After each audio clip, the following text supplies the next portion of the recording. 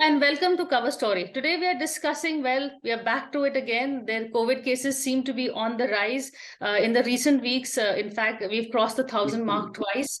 That seems to be a lot of number after a lull. But are the cases as serious? What is this new variant? Should we be worried? The Prime Minister has also called for a high-level meeting recently to look into the cases. Advisory has been issued. But so far, from all accounts, what we're hearing is there is no need to panic. The new variant is not like what we had faced earlier, especially the Omicron. But exactly where we are, what is the situation is something I'm going to be discussing on the panel today. And also the impacts of long COVID. Has some solution been found? As well as the fact that there are a rising number of flu cases doing the rounds also. So what precautions need to be taken? How can we distinguish flu from COVID? And do we really need to? Because at the end of the day, the treatment pattern the same? There's also an advisory on antibiotics, on steroids. So what is the new treatment really? That's something I'm going to be discussing. Joining me on the show is Dr. Harsh Mahajan. He's the chief radiologist and the founder of Mahajan Imaging. And Dr. Romel Tikku, he's the director at internal medicine at Max Healthcare. So it's been a long time, as we were discussing, but here we are back again. But Dr. Tikku, is there any need to worry? Or, what is the new variant? No need to worry at all. For the last 2 months, we've seen a lot of influenza-like illness patients coming to our OPDs, whether it was January or February. Typical flu-like illness, high-grade fever, body headache, sore throat, cough, cold. But the only problem was that the cough wasn't going, a lingering cough. After 3 to 5 days, normally in flu, you recover. But over here, the cough was lingering on, persisting. Patients were having lots of courses of antibiotics. Of course, they didn't know it doesn't help. It's a virus. But what you need actually is an inhaled steroid in the form of inhalers, nebulizers. Sometimes you need oral steroids. And this is what we've been dealing with for the last 2 months. And why there's been a spike in influenza-like illness cases. Normally, also in winter, we do see lots of flu cases, but the restrictions are no more there. The COVID-appropriate behavior, nobody's following. And rightly so, everyone is some sort of fatigue. And again, the fluctuation leading to these viruses being in the environment for a longer period, leading to a spike in the number of cases. What we've seen, we haven't seen too much of COVID in the last 2 months, but what we saw was multitude of these viruses, whether it was H1N1, H3N2, and H3N2 is actually the most predominant strain of flu in the last couple of months. And then we saw some strains of influenza B viruses, occasional COVID also, but H3N2, let me talk about that. So it's more resistant to antiviral treatment. Even the flu shot, the vaccine that we take, doesn't give you enough protection against H3N2 as much as it gives you against H1N1. And that's one more reason why it causes more severe disease compared to H1N1. And you don't have to test everyone. You don't have to test for COVID also. If the disease is mild, symptomatic treatment. But yes, against H1N1, H3N2, you have an antiviral drug, oseltamivir, which if used early on in the disease, within the first 48 hours, does reduce the viral replication and will prevent you from getting a progressive disease. So that is very important. So don't waste time. As you find out that you have a flu-like illness, you have those symptoms, just contact your doctors. Don't take course of antibiotics. It is not going to help you. Just have paracetamol and do the desi ilaj and have kada and all sorts of things. And you can also drink a lot of fluid, take rest. That is the treatment. But coming to COVID now, COVID, I haven't seen enough cases. Yes, as you rightly said, 1,000 cases in India. But again, they are limited to a few states, mostly southern states, Maharashtra, now Delhi, Rajasthan. But we are not seeing severe disease. So I would say there's no need to panic. Again, it's the XBB 1.16, which is a sublineage of Omicron. So we're not seeing too many hospitalizations. We're not seeing too many pneumonias, respiratory failures, too many hospitalizations. And that's a big, big, big positive. In a country like ours, with so many states, such a population, see, a few spikes here and there are expected. But what we have to do is we don't have to let our guard down. We have to be vigilant. Increasing surveillance is needed. And as the Honorable Prime Minister rightly said, genomic sequences should be the focus, because you have to track the new variants, because it's the new variants which can lead to a huge spike in the number of cases and cause severe hospitalization. You need to know the character of the virus, how transmissible it is, how virulent it is. Only then will you be able to stop the spread of the disease once you know the character. But again, having said all this, you need to be careful. You need to wear masks, especially in crowded places, and wash your hands, because at the end of the day, we are well protected. We've had our shots, we had hybrid immunity, but in the vulnerable population, the elderly, the children, the ones who have comorbidities can again get severe disease. So one has to be very careful. Now, imagine, in fact, genome sequencing. I remember, you were one of the first few to flag off the need for genome sequencing and the fact that we need to ramp up that. Where are we on that right now in terms of the infrastructure? And of course, I think you also agree with Dr. Tikku that no need to panic. Thank you, Priya. We are back again, like you said, but I agree entirely with what Rommel has said, that there's no need to panic. Of course, we should always be cautious, especially those who are more vulnerable, the immunocompromised, the children, the elderly, because most of the elderly would have some comorbidity or the other, so they need to be careful. Having said that, this is still an Omicron variant, which has been shown by genome sequencing. It's the XBB.1.16, as it's called, which is now the predominant variant that we are seeing. And this has been seen through genome sequencing. And the recommendation which the government has given is that all positive cases of COVID, those samples should be sent for genome sequencing. And that, I think, is absolutely the correct thing to do. In fact, you asked about infrastructure. Infrastructure in the country is booming, both public as well as private. As you know, 6 private labs across the country were brought into INSACOG, which actually is the agency predominantly has public labs, but 6 private labs are there, and Margin Imaging and Labs is one of them, which has been mandated that if necessary, they can also be sent the samples.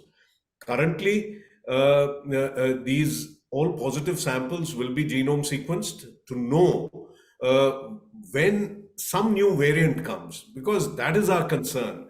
Right now, as has been said by Dr. Tikku, the XBB variant that is there is not causing any severe disease. Of course, it has more immune escape, but the disease is mild. It is still an upper respiratory infection. It doesn't really cause pneumonias, though in children and the elderly, in a minority of cases, it may cause pneumonia also. But then overall, the numbers, even though they have increased in the last 2-3 weeks, it's not a matter of concern.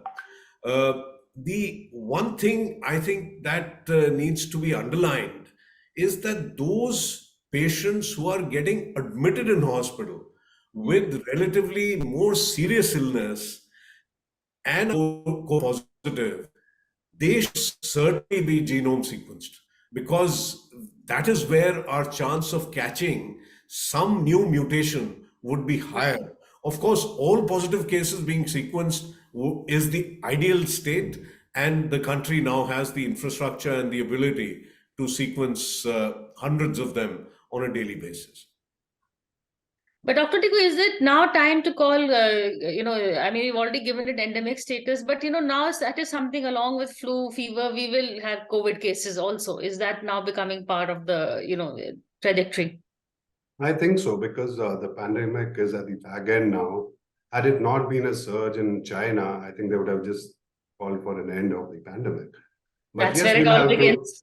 Yeah, but we'll have to live with it. I mean, you do get flu every season. You have different strains. Even like with COVID, you have these mutations and different strains. And as far as the booster also goes, we're not very sure how much it will protect us against these sublineages of Omicron, whether it's XBB 1.16 or 1.5. So every year we'll have to do some sort of tinkering with the strains of the vaccine. Everywhere we should ideally have a COVID vaccine which has those strains which are prevalent during that season. So we'll have to live with it. It is going to end sooner or later. And you will have a few COVID cases, you'll have a few flu cases throughout the year, more so in the winter, especially when the weather is fluctuating and there's pollution in cities like day, you do get respiratory infections every now and then, but we have to deal with it. We should know what we have to do. Those with comorbidities should start their inhalers, should start their medicines on time. You know, when it's coming in the winter season, we have to be careful. Take your vaccinations, the ones who have not had a flu shot. Now, flu shot is very important. So it doesn't give you 100% protection. But like in the case of COVID vaccine, the flu vaccine does protect you. It does give you at least 60% of protection. It does give you. It doesn't give you that much protection against H3N2, but every individual 6 months and above of age, even children, should have the flu shot every year in the month of October, November. And that is a must. And also with the COVID vaccine, I'm sure with time we'll have new boosters, which covers all these variants which are prevalent at that point of time. But again, overall immunity, we should try to develop and increase by having adequate rest, good sleep, good diet, doing yoga, meditation. That is also very important, I guess. But Dr. Mahajan, the current vaccinations seem to be, as you said, this is a variant of Omicron. So have our current vaccinations covered that, the new variant also? See, at the present point of time, the 8 vaccines that we have in the country that are available, they are all, against the original ancestral Wuhan virus. There are new vaccines being developed, maybe bivalent, would cover against the Omicron also. But currently, we don't have those. There are a few vaccines, bivalent, available in the West, but they are not available in our country. Having said that, I think those people who have not had a precaution or a booster dose, even the the vaccines that are available today, it would be well worth getting that third shot, even with those, because some level of immunity it is going to provide, not only against COVID, but maybe because there is cross immunity that happens against other viruses. And it would complete the entire cycle. And we hope, as Dr. Tikku has said, that in the coming months, we would have vaccines which have been developed against the specific Omicron variants that are present today. And then hopefully they will be better at, thwarting the immune escape, which this virus is very good at. But thankfully, since it is not very virulent, since it doesn't affect the lungs as much, since it is not so much of a systemic disease that this virus gives, I think caution, but no panic. And talking about, ending the pandemic, I think the WHO has been quite cautious. The WHO president did say in September that we are nearing the end, but then we had that spike in China. And so, again, things got delayed. But I think it is time that calling it a public health emergency of international concern, at least that label should be taken off. I hope so, very optimistic words. But other thing that I raised, Dr. Tikku, is long COVID.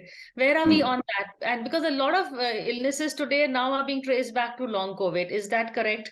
And is there any cure for it, or is there any one? I don't think there's a one-stop cure, but anything that you can suggest. No, we're seeing a lot of patients who had a bad COVID, especially in the last 2 years, having long COVID symptoms even now. And the commonest symptoms are actually fatigue, breathlessness, dry cough, gastrointestinal symptoms, loss of appetite, insomnia. A lot of people are complaining of sleep disturbances. They're not able to sleep, panic attacks, mood swings, brain fog. All this has been, but more so with patients who had a very dreadful COVID, who had a very severe disease. The ones who had mild disease usually do not end up with such prolonged long COVID symptoms. But again, there's no specific treatment for this. Again, as I said, you work on your immunity, maybe specific treatment. If you're having cough, then maybe you need inhalers. And if you're having severe sleep issues, insomnia, then maybe some medicine for a short period of time will help you to sleep. But overall, you'll have to look at your health and improve your immunity again, like good diet, good rest, adequate sleep, take supplements, lots of green vegetables, fruits, and do regular exercise in the form of say half an hour of walk 5 days a week, and that should be fine. But long COVID otherwise doesn't have a very specific treatment because it's not a set pattern which it follows. Some people will have some symptoms, some people won't have it, and there's no one particular treatment for it. Symptomatic treatment mostly for long COVID. But again, now in the coming few months, we'll also see, because it's been 1.5 years, that patients will no more start complaining of these long COVID symptoms, because eventually it has to go, and it sort of tires you down and tires itself and goes away. So have the One quick point, if I may make, please. it's now been proved that those who were immunized had lesser chance of getting long COVID as compared to those who did not get any of the vaccines. So that is something which is very positive about vaccines. But Dr. Mahajan, in terms of, apart from long COVID, what are the other, if you can just say that these are the markers one should now, regular checkups, what are the things that you suggest that one should do? See, Priya, what one silver lining to the COVID cloud is that people have become more conscious about their health. And wellness is something which used to be at the periphery of healthcare. That now is slowly coming to the center stage, where people are conscious that they need to get tested, they need to have a healthy lifestyle, have those walks, eat fruits, try to develop good immune status, and sleep well. So, what we've seen after COVID has gone is that more and more people who are healthy are coming in for getting tested. And this could be for heart health, it could be for cholesterol and lipid profile, it could be even for liver and overall general wellness. And also because of this, we are picking up those who are at risk of developing diabetes in the pre-diabetic stage. So with that, you can actually help them. And once someone knows that they are in the pre-diabetic stage, and it's a simple blood test, then they do become careful. Also, another thing we've seen, because there have been a few cases of sudden cardiac deaths in the young. Because of that, heart health has come to the fore, and we are seeing, since apart from our blood and genomics, we are predominantly an imaging lab, and that's where we are doing more and more of echocardiography, more and more of stress echoes, nuclear medicine scans, stress thallium, and also CT angiography of the arteries of the What is heart. nuclear medicine scan? Excuse me?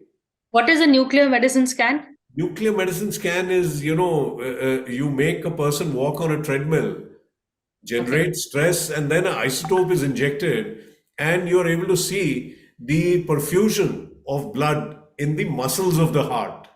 And then you do it at rest, and you see whether, if there was some perfusion defect, has it filled in or not? This is called reversible ischemia. So just to say that when you are exercising or under stress, your heart needs more blood. And this is what using a nuclear medicine scan called a stress myocardial perfusion scan or a stress thallium, we are able to pick up. And the final word is the CT angiogram, which now we are seeing many more. We've been doing it for 19 years in this country. And we've seen a surge of these in the last 6 months. And these are all healthy individuals, or those who believe they may have something, or indeterminate pain in the chest, which could be a muscular pain, it could be something because of acidity. But these people are more careful now and are coming in. So I think we are entering an era where preventive medicine and predictive medicine are coming into their own. Predictive medicine is also helped by genome sequencing. Just as we had genome sequencing for COVID, similarly, we know that many illnesses, a number of cancers, heart disease, dementias, kidney disease, they have a genetic basis. And so, if someone has cancer in the family, if a mother of a young girl has cancer, then, through genome sequencing, we can know whether the mother has a certain mutation. Mutation is the same thing that happens when a Delta variant becomes Omicron or Alpha becomes Delta. Similarly, if that mutation is there, then that increases your risk of breast cancer, or in males, prostate cancer, colon cancer. And so, when cancer occurs in families, then there is this increasing desire of people who are absolutely healthy to So we know whether they also have that mutation or not, and whether they are at higher risk. And if they are at higher risk, then you can screen for that cancer in a very diligent, proper manner at regular intervals. And as you know, if we pick up cancer early, it can be cured. If it's in stage 3 or 4, then it's a losing battle. A lot of suffering, also a huge amount of economic burden on the family and society as a large. So I think preventive and predictive medicine have come to the forefront, and we hope that this continues, because we used to, read in school that prevention is better than cure. Now, when we've grown up, we also know that prevention is much cheaper than cure. Okay, but Dr. Tikku, now we're also coming. Any other health tips that you want to add? And B, what are this is also a change of season, so there are going to be a whole new summer diseases that are going to be on the anvil. So any words of caution? What all are you expecting in terms of hospitalization, medication? See, we won't see too many flu and COVID cases in the next after 2 to 3 weeks, because the season eventually dies off. What we'll see is waterborne diseases. We'll see more of typhoid. We'll see more of hepatitis and things like that, gastroenteritis. And that's what we see in the summer season. And that's why we have to be vigilant with what we eat, the water especially, whether we're having RO at home, whether we're drinking bottled water, or once we eat out, we have to be extremely careful. And then the monsoon season, post-monsoon, again, the dengue surge of patients. So one has to be very careful, cover yourselves well, because dengue is always a problem, especially in Delhi. But overall, one has, as Dr. Mahajan said, you have to look at your overall fitness. These things will be there. In winter, there'll be flu, monsoons, there's going to be dengue, and then waterborne diseases. But overall health is something which we have to focus on. Apart from the fact that you have to look at your blood tests and you have to do the cardiac checks, what I would like to say is a lot of Indians, a lot of patients that we see in the OPD have gut-related issues.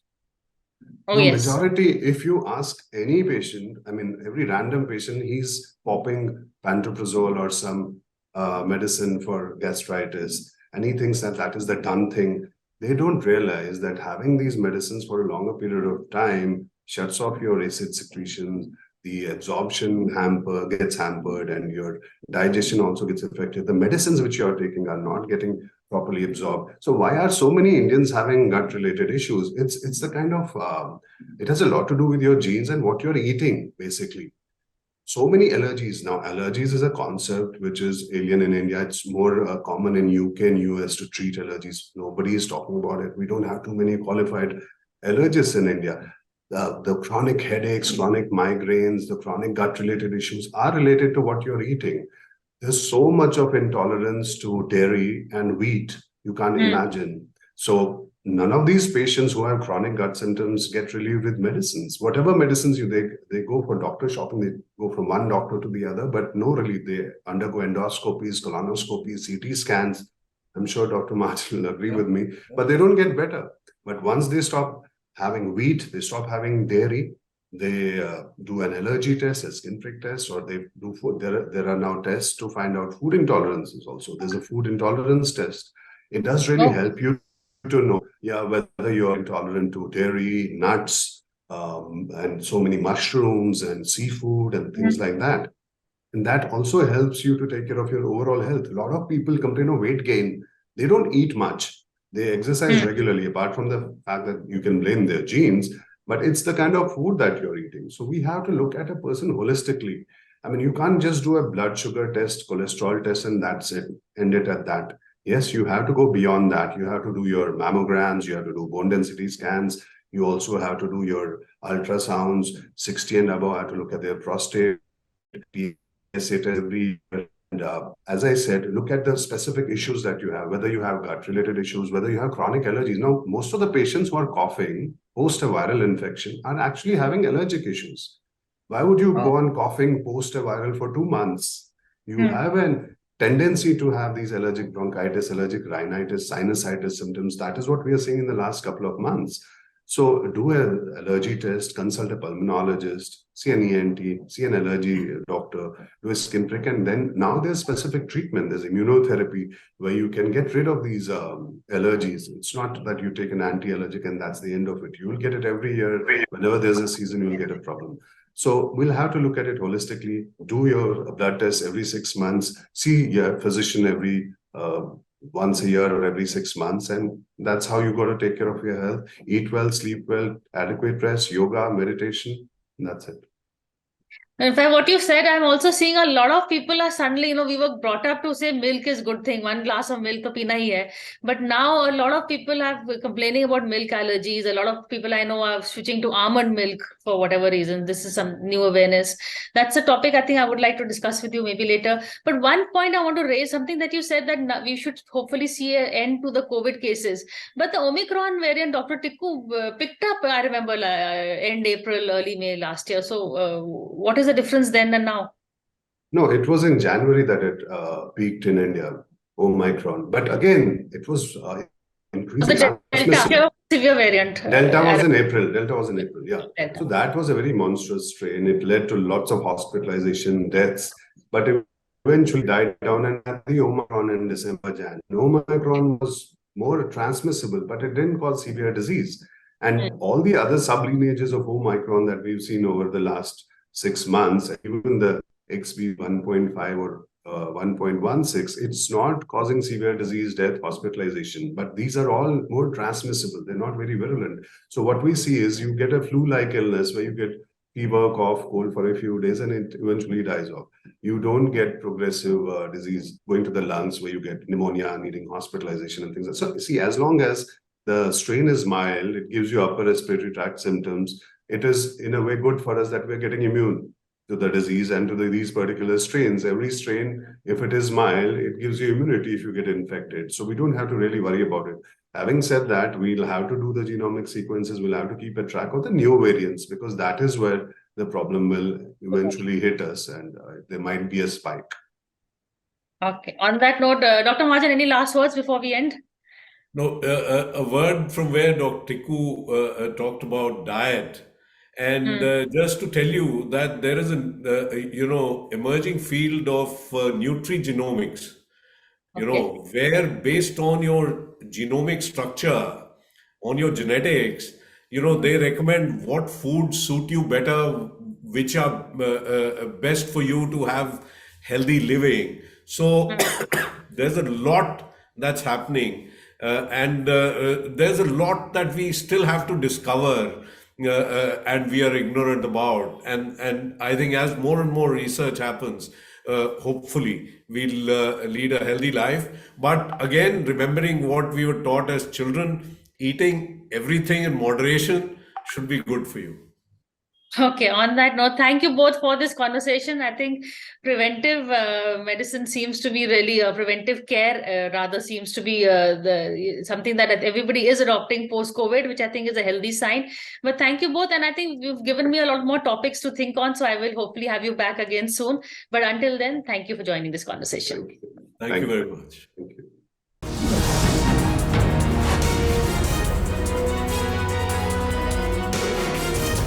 For more such videos, subscribe to the NewsX YouTube channel, hit the bell icon.